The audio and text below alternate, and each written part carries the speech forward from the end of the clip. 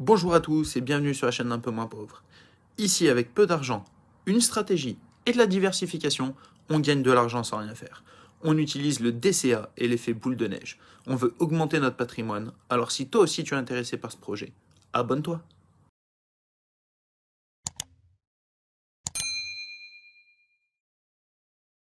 Aujourd'hui, on parle Mintos. Alors, le solde du compte, 5590,25. Bientôt les 5600. Enfin, on va peut-être y arriver.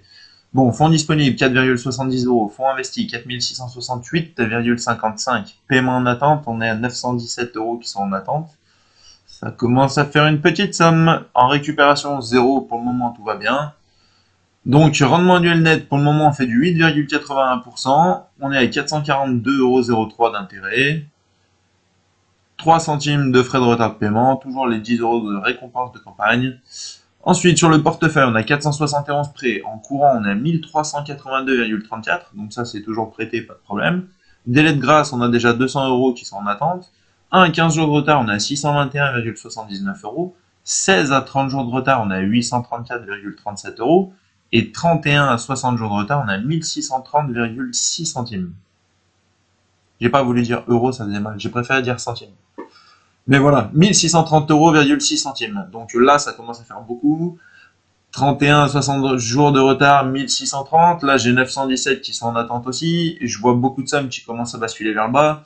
D'habitude, je dis que tout va bien, parce que voilà, ça m'arrive d'avoir des 600 €, puis petit à petit, ça diminue jusque là. Là, je sais ce qui se passe entre l'Ukraine et la Russie. J'ai des prêts quand même entre l'Ukraine et la Russie, à peu près 1000 € de mon portefeuille. On va voir ce que ça donne donc dans le futur. Si on va sur portefeuille, d'ailleurs, petite chose qu'on peut voir, c'est que maintenant, hop, on est parti côté Espagne, avec des taux d'intérêt à 12 et 13%. Voilà, durée restante, on peut voir que là, il me reste 15 jours. J'ai investi 10 €, je vais gagner 5 centimes, 5 centimes, 5 centimes, 6 centimes. Ça fait plaisir. Donc, c'est sur ID Finance. On voit que le score de risque est de 7.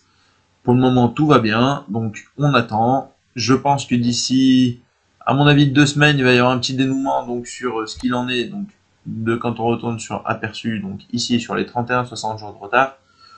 Je pense que voilà, ça va vite être réglé. Soit pour une fois, ça passera à plus de 60 jours de retard, ce sera la première fois donc sur Mintos. Ce sera donc dû à la guerre, forcément. Soit on retrouve tout et c'est reparti comme en 40 et tout va bien.